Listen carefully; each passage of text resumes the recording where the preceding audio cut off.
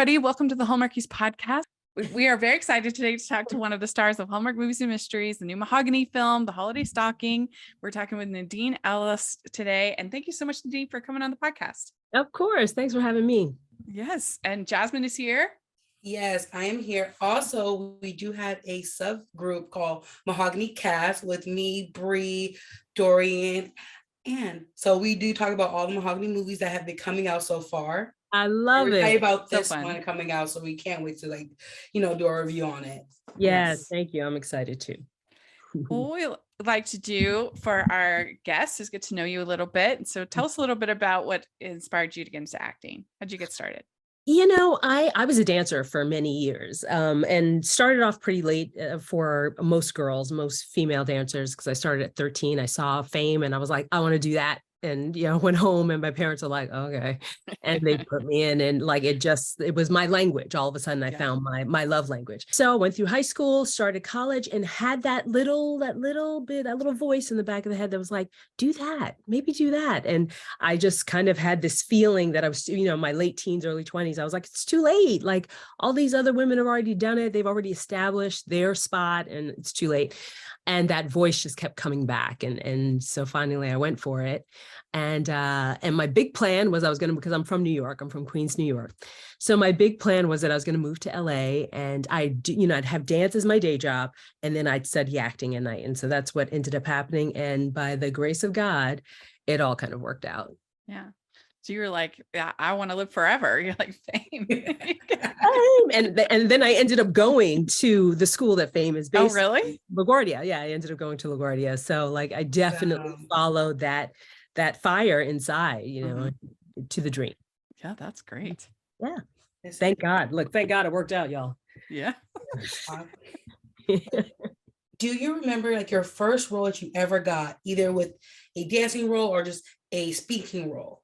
Okay, I will go with the acting role. That first acting job I got was a show called VIP. This is 1,000 years ago. It was Pamela Anderson's show. I don't know if you guys remember that. She had this show of this ragtag group of people. Yeah. And it's funny because a really good friend of mine from New York, we went to high school together, was on the show, Sean Baker. And I was like, do I tell him I have an audition? I was like, no, I'm going to do it on my own. It's fine. Because I didn't really understand how the industry worked. And I thought what a lot of people think, oh, this person's on the show, I should call him and he'll hook it up. Right. And none of those things happened. So I went to the audition. It went well. I had a call back and then I booked the job. And I was so excited to tell him. And I was like, I know you probably already know. And he was like, no, girl, we find out. We're shooting the last episode.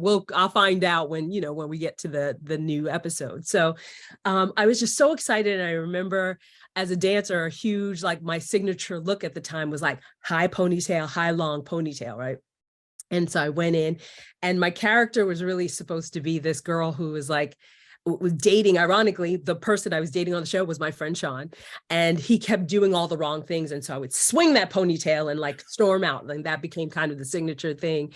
And I realized that I got that incredible lesson early that repetition in comedy works, right? So if you have that thing that you keep doing that we all know that character is going to do, that was the winning streak. And that really served me for a really long time. So anybody out there thinking about how you set yourself aside, repetition in comedy works. That's great. So you got the call from their agent. You must have just had a total freak out moment. I was after. like, huh? Who? Yeah. Where? What? Huh? Yeah. I was just it was one of those things, because my journey has been so magical and I'm so grateful for all of it, but in a really weird the connective tissue of life, I was dancing. I ended up getting a job hosting a show on the USA Network. And then from there, that's how I got my acting agent, because I was with a dance agent. My dance agent said, I know this theatrical agent who's interested in representing you now that you're on this USA show. And so she took me on and said, hey, do you act? And I was like, do I act? Yeah. What show was it? It was a game show? It was called farmclub.com. It was a music show. And it was really right around the time of American Idol. And the concept of the show was that local bands throughout the country could upload their music. And they basically, there was a group of people who would vote, and whoever the band that won was flown out to LA, and they got to perform with, many of the Interscope artists. So, it was Dr. Dre, Eminem, No Doubt. And it was this amazing jumping off point for these really kind of grassroots bands that wanted a shot. And here they were all of a sudden in LA, kind of hobnobbing with the big folks. And so I was the roving reporter that went to their small town to kind of interview them and get the behind the scenes. Oh, okay. Yeah. So it really took, sometimes, you never know, right? It kind of took the detour of going into hosting for me to get the opportunity to act. And they took me on and they said, cool. And I said, do you want me to do a monologue? And she was like, we're going to send you to a few auditions and we'll see what happens. And the third audition I went to, I booked. And so when I got the call, I was like, yes. Well, you were one of the Dynamites on Hairspray. Right. And so that must have been an incredible production to be a part of, such like a big, with all the choreography and everything going on. Like that must have been really cool. So cool. I mean, I remember the day, like getting my outfit together for the audition, because I knew this was going to be a massive film, especially in the dance community here in LA. It was a huge audition. And so just kind of like trying to find the 60s in me, the 60s girl in me, and, like how I kind of did like a little beehive, but I knew it had to last for the 6-hour audition for sure. And the outfit had to be cute. And, we knew at some point the director would come in and make their selections, but it was just such an incredible experience. We shot it in Canada, and the cast was incredible. And, we had times where I remember the three of us that were the Dynamites, we'd be in the middle of rehearsal, and then like the door would peek open and we're like, is that John Travolta? And he'd be like, hi, can I come in? And we were like, yes. And he would like come in and be like, cool, is it okay if I sit here? We're like, yes. And same thing, then Latifah would come in and she'd be like, hey y'all. We were like, girl, come on in. And it was just like, they would come in and visit and be like, and it was so crazy to find yourself in that situation. These people that you've been watching and admiring for years are now kind of like, what do you do? So it was such a journey. It was really just a great ride. And what a great production to be. I mean, like from the costumes, like they fit those little dresses onto, you couldn't breathe, but you were in it, from the wigs, like we had custom made wigs. And I mean, it was a blast. We had a really good time. That would be wild. I love that movie. I'm a big musical sucker. So even the original, and please tell me you met Ricky Lake, please. Like, I know she made that cameo in there. I didn't. She did not. We never had any kind of interaction. I'm sure she probably came through for some of the events, but I never got a chance to meet with her. No. So one day, one day. Right. One day. So you were on 24. Which season were you on? Good question. I want to say season 3. Okay. 4. I came in and I was a recurring nurse. And I was like kind of dealing with the director's daughter who was having some mental health issues, and I was trying to rein her in, and that was my whole. I was always like, "Stop it!" Like I felt like that was my whole big thing. Like, you need to sit down, calm down. Cool. It was great. I love that show. I was such a huge fan of the show, so I was like, "Huh? Who? What?" Yeah. From the creator of the #1 Christmas podcast comes a new book to surprise and delight you into a happier holiday season. Christmas Past, The Fascinating Stories Behind Our Favorite Holidays Traditions by Brian Earl is out now just in time for the holidays. Available in hardcover and ebook from Lions Press and as an audiobook narrated by the author from Recorded Books, behind every Christmas tradition is a story, often a forgotten one. When we pour the eggnog and trim the tree, we're continuing generations-old narratives without knowing their starting chapters. Until now, Brian Earl brings the same wide-eyed fascination and cozy nostalgia from the podcast to the book. Featuring 26 short chapters and eye-catching graphics, you'll want to have it on your coffee table or mantle all season long. Find out why Apple Books named Christmas Past a must-listen and get a copy today wherever books are sold. And remember, it makes a great gift. Find out more at ChristmasPastPodcast.com. That's ChristmasPastPodcast.com. Huge fans. I have follow your work, for you're not even knowing I've been following your work. So I've seen you in Timeless, seen you in Gender Version. Also, I've seen you in Let's Stay Together, as well as Our Kind of People, which I'm so upset we didn't get a season 2. I know, I'm sad. Yeah. But thinking about Let's Stay Together, I know a couple of weeks ago we did interview your co-star, Joyful Drake, who had a movie came out for the first Mahogany film, They Do Good Things. Yes. How was working with Joyful? I know she's amazing. She's just down to earth. That one is just so incredibly talented. That girl is just so sharp and quick, and talk about the quickness of comedy. She gets it.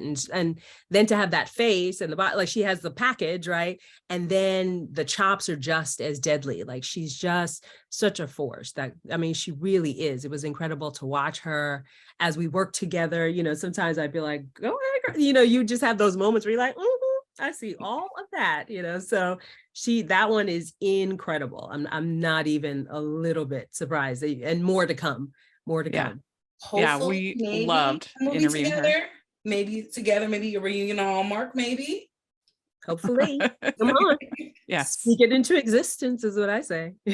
Yeah, let's manifest that. Yes. So you have the holiday stocking coming up. And can you tell us a little bit about it?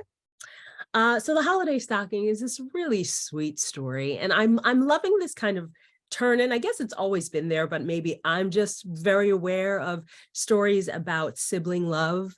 I think sometimes when we think of the holidays, or even just like a flirty romantic comedy, it's this idea of like this romantic love. And I love that this story, and many of the stories that we're seeing, are really locking into your first loves, which are your family, your immediate family. And so it's 3 siblings. And I play the middle daughter, our older brother, Robert, and our younger sister. And I had the pleasure of working with BJ Britt and Tamala Jones as my siblings. And so basically the story is that our older brother has, all 3 of us have really kind of lost the family bond, when our mother passes. And we kind of go our separate ways. And there's just, words that weren't said, and some hurt feelings. And so when our older brother, I'm not sure how much I can tell you here. Yeah, well, am I allowed to? We know at least that's in the summary. Okay, so I think you're safe so far. So our older brother unfortunately passes, and in the waiting room of heaven, he realizes that he's made his way over to the other side, and he encounters an angel, a being who lets him know, like, you're on your way. And he says, whoa, I really have some unfinished business with my siblings, and I would just love an opportunity to bring them together, if nothing else. And so he is granted 12 days, because that's the magical holiday number. He's granted this time to go back to Earth. But the caveat is that we, as his sisters, can't know who he is. So he's transported into another body, as the character RJ, who comes in and really does his best to pull his siblings back together through a game that we knew as children called the Holiday Stocking. And it was really a game that our parents came up with to make sure that we always know and give back to our community. Know that the value of giving back to your community. Sounds cute. It's adorable.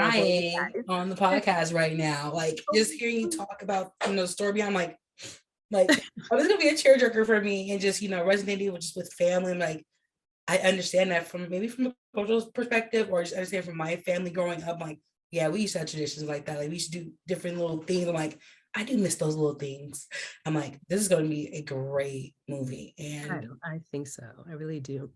And it's great just for people to, whether they're inspired to reignite those traditions that maybe, the traditions that you and your family may have had, or to invent new traditions for them and their families. See, I don't know, how excited are you to be part of the Mahogany family? Like, you're right off into the 3rd movie. I'm just excited just to see how this is going to just inspire people. Yeah, I love it. I love it because, like, we all know the Hallmark brand, right? We all know Hallmark movies, And of course, the Christmas legacy is massive.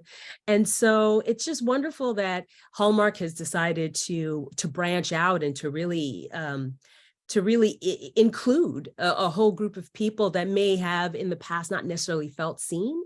And so it's so wonderful to know that there's families that can watch these films and go, yeah, that's me. I know her. I know him. Yeah, we do that all the time. Or like, you see what you're doing? They're showing you right now, and like that part of it, I love that feeling and knowing that sometimes, because we are all one people, but yeah, there are definitely certain attributes, there's certain personalities, there's certain things that we all know in our families, or maybe you don't know. Maybe you're watching the show and the film and you're not necessarily from the community, but you're watching and going, this is exactly what we do too. But you know what I mean? And realizing that we're all more alike than we are different. So I'm excited. I'm really excited. And I was just so blown away, so honored to be a part of it. I've been wanting to work with Hallmark for years. And so I feel very blessed to be a part of the family now.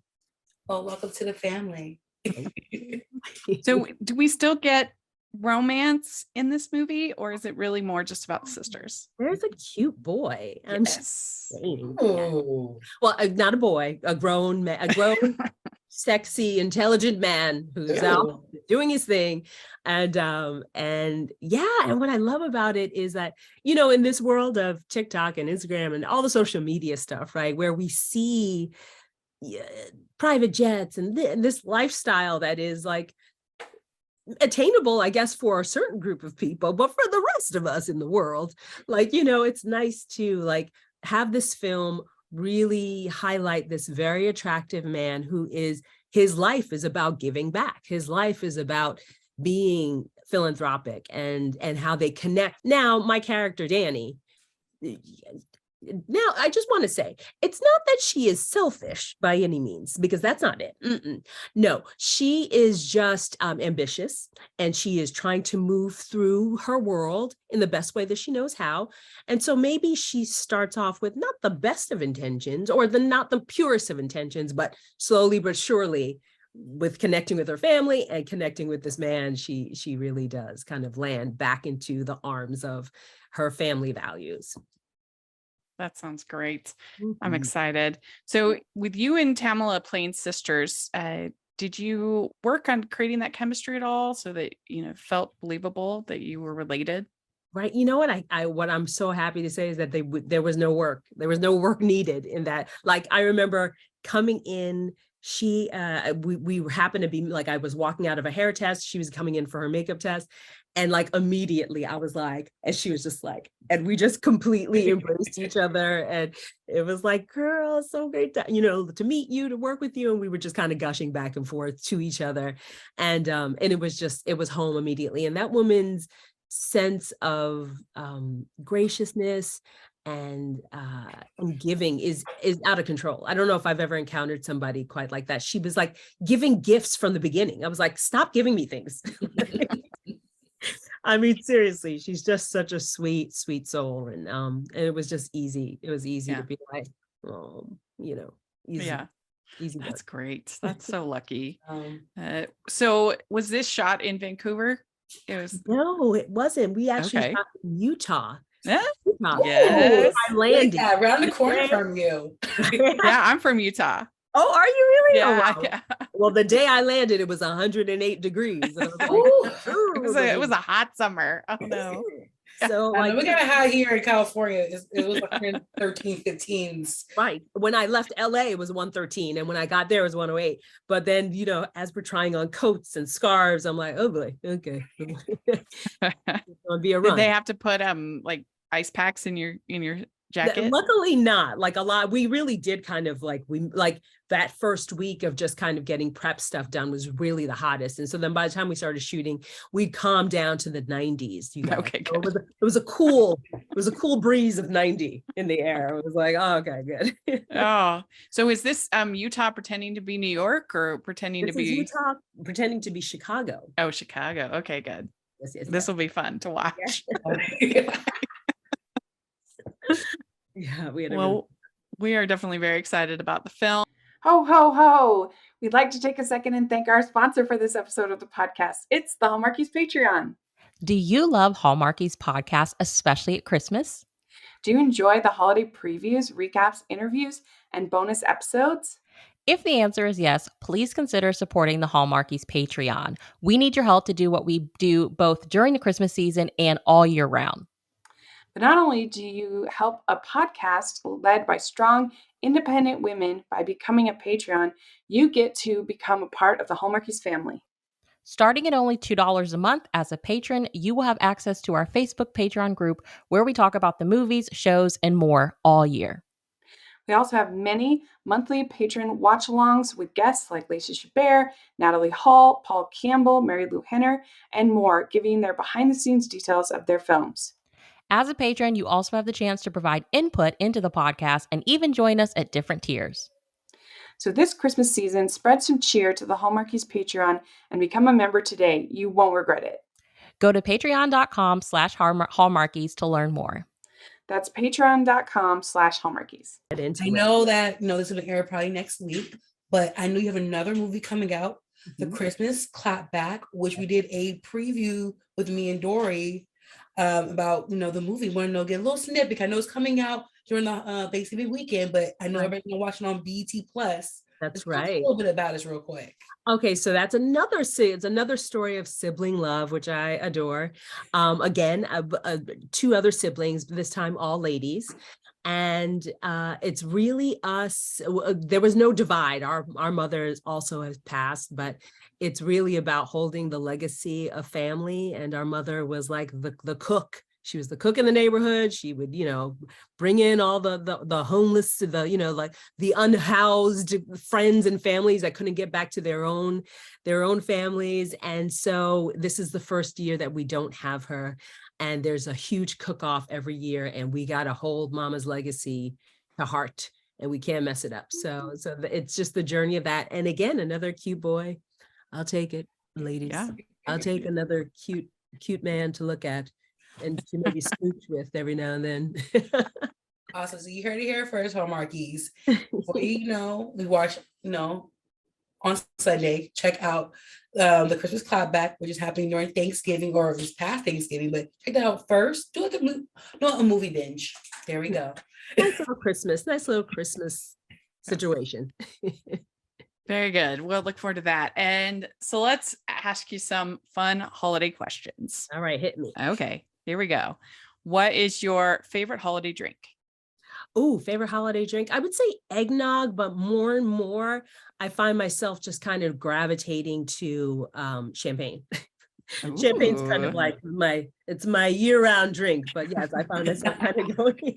You're just celebrating year-round. There we go.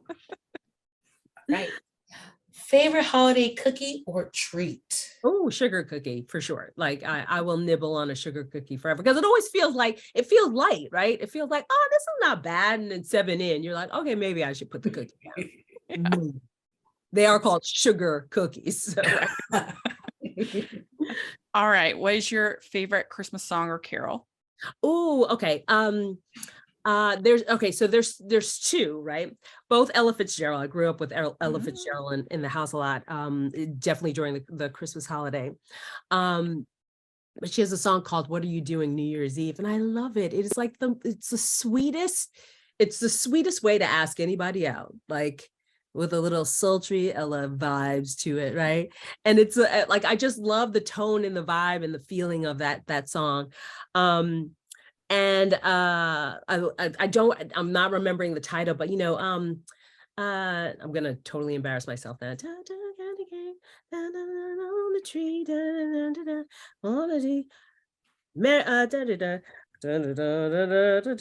for you and for me. Oh yeah, it's that time of year. I'm getting over cold. The Christmas waltz. Yes, the Christmas waltz. Yes, that's a good one. Yeah. So I love that feeling, that feeling of flight, right? Like that feeling you used to have when you would get on a swing and you'd be like, and those songs kind of like bring that like feeling home. I have to admit, I do not know that New Year's song, so I'm definitely gonna look it up right after this. Good one. Oh yeah. I'm about to use that. Yeah, it's a good one. And it's a good way to ask somebody out. You're like, what do you do? We're giving tips out here, you guys. Tips during the holiday season. How to act. Listen, not all heroes wear capes, you guys. I'm just trying to do my best. That's right. You're sparing Christmas cheer, know. That's right. Yeah, you're crushing it. All right. We'd like to take a second and thank our sponsor for this episode of the podcast. It's the Hallmarkies merch store. Are you looking for that perfect gift for the postable, hearty, or Hallmarky in your life? What about getting that t-shirt or hoodie that will help you stand out at your next holiday party? Now is the time to check out the Hallmarkies merch store. Full of festive designs by artists like Jessica Miller, Carrie from Hallmark Comics, and more. You can even have more than just shirts, but totes, cell phone cases, notebooks, mugs, and more. And it isn't just Hallmark. We have designs for Anna Green Gables, Man from Snowy River, The Nanny, and more. Every purchase at the merch store goes to help support the podcast and allows us to make the great content you know and love. There are frequent sales, so go to tpublic.com/stores/Hallmarkies or see the link in the description. That's tpublic.com/stores/Hallmarkies. What is your favorite classic Christmas movie? Okay, wow. There are a few. I mean, I think it kind of shifts every year. One that I really love is The Family Stone. Okay. Are one of you familiar with The Family Stone? Mm-hmm. Yeah. Yeah, I love that one. But then there's years when I'm like, Die Hard. Let's go in. It's like, so I think, every year I think it kind of shifts for me. But yeah. Well, I can see what you're saying about Family Stone since you said you really like stories about siblings. I do. I love a good old family story. I really do. Because that's the feeling. That's the feeling we all either are chasing or hoping to like reignite or to find for yourself. I think it all begins with family. Yeah. Yeah. Okay. Scrooge versus the Grinch. Which do you like better? Ooh, the Grinch. I think I got a Grinch it. Because overall he learns, right? I mean, I know Scrooge learns too, right? But Scrooge is like, I don't know. It just feels like, I'm like, did he learn? Next year we have to read, we have to tell the story again, and he's gonna just have to figure it out. I feel like the Grinch got it the first time. Yeah. Well, and also the motivation for the Grinch turning Grinchy is like more understandable, because if people are playing loud noise all the time, I would be pretty Grinchy too. Absolutely. And he's very much Elphaba from Wicked, right? Like, it's like he's already like, he's just like, no one accepts me. So like, I get it. I get it. Yeah. Let's see. Okay, Christmas lights. Clear lights or color lights? Clear lights. Simple, good. classic. Yes. Goes with everything, right? You have to worry about. I feel like as a kid, we always got the colorful light, because it's colorful. When you get an adult, you're like, no, we gotta keep it classy. Gotta keep it simple. Keep it simple and cute.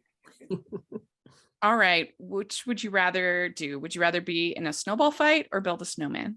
Snowman, build a snowman. Listen, I've been in a snowball fight, like as an adult. Like snowball to the face is not cute. That's not cute after 12. Yes. So I'll build a snowman and then go in and get my hot chocolate and then take pictures. I think that's really it for me. All right. Would you consider yourself a good gift wrapper or not? Oh, I'm a really good gift wrapper. I kind of have skills. Like I get my little pleats. I get it nice and smooth. And even when you mess up, like, if you stay true to the pleats, a pleat, and keep it nice and clean, you'll make it through. Mm-hmm. You'll make it through. Yeah. Mm-hmm. And then what is your ugliest sweater? Christmas sweater. Oh, you know what? I don't have that's probably something I probably need to invest in. I don't necessarily have a Christmas. I think like I have what I have years ago, my sister and I bought my mother and the two of us these matching reindeer onesies. And it's pretty frayed and like a hot mess now. So I'll go with that one. Like reindeer feet. Oh my gosh. You're gonna start the new trend of the ugly onesie Christmas. I can see that happening. I mean, it's always warm and cozy. It looks crazy now, but it's always warm and cozy. You'll be just You're fine. making a fashion statement while being comfortable. There it Well, is. and especially if you're in Southern California, you don't need a lot of sweaters. True. Very So true. maybe you could get like a ugly Christmas t-shirt or something like that. Exactly. Well, very good. You did it. You answered all the questions. Woo-hoo! So what do I get? Do I get like a Ooh. I feel like I get like a Hallmark. You get to keep making Christmas movies. If unfortunately we don't have any say in that, but we are rooting for you. Hey, I see more. I'll So take it. I'll take it. thank you so much for coming on to talk with us. You were a delight, and we Oh. appreciate it. Of course. Thanks, you guys. I appreciate it. So do you have social media or anything you want to share? I do. I am YES Nadine Ellis at Instagram. Almost said something else at Instagram. And I'm not really on Twitter very much anymore these days. So yeah, I think Instagram is the way to go for me. Great. Well, very good. Well, thanks again, and I hope you have very, very Merry Christmas. Yes, Merry Christmas, you guys. Doing Happy Turkey Day tomorrow. Yes. Yes. We'd like to thank Nadine for coming on the podcast. This was so much fun to get to talk with her, and we're really looking forward to the new movie. And you make sure to follow her on our socials and everything. And you can follow us at Hallmarkies Pod and Hallmarkies Podcast. And Jazzman, where can people find you? You can find me on Twitter and Instagram at Shreem16, SHREEM16. Great. And you can find me at Rachel's Reviews, all of our social media, iTunes, YouTube, and on Rotten Tomatoes. So check that out. Also, if you are listening on iTunes, please leave us your ratings and reviews. That really helps us a lot. And if you are watching on YouTube, please give the video a thumbs up and subscribe to the channel. We really appreciate that so much. We also have our Patreon group, which is so much fun. We have lots of fun Patreon activities and chances to be involved in the podcast. And we have our Facebook group. So please take a look at the Patreon group. We so appreciate it. And then we also have the merch store, which has tons of fun Hallmark and Christmas inspired designs. So please take a look at that. We have some deals right now for the holidays. So still time to order and get your merch for the Hallmarky Hardy postable in your life, Christmas fan. Just take a look at that. We would sure appreciate it. And thanks again to Nadine, and we'll talk to y'all later. Bye, everyone. Merry Christmas. Guys. Merry Christmas.